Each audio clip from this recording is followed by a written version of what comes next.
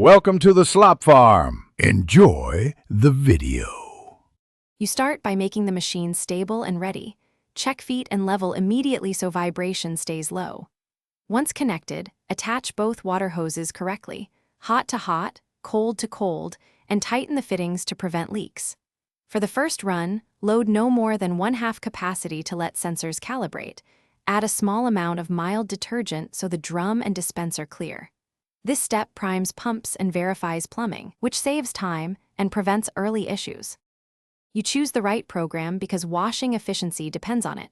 Press cotton for sturdy fabrics, mixed for blends, and quick for light loads. Then set temperature and spin speed. Lower temps save energy and protect colors, while higher RPMs remove more water. Once the cycle starts, monitor the time display. You can pause and add items within the first 10 minutes, which avoids imbalance. If you need per wash, select it now for heavy soils to improve cleaning without overworking the drum. You finish by choosing the correct drying mode.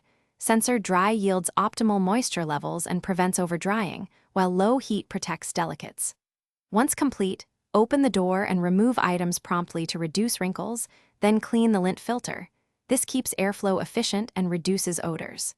Make a quick inspection of the drain pump and hoses for blockages.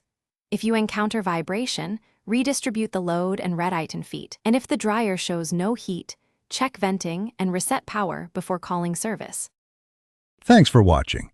Consider subscribing if we helped you today.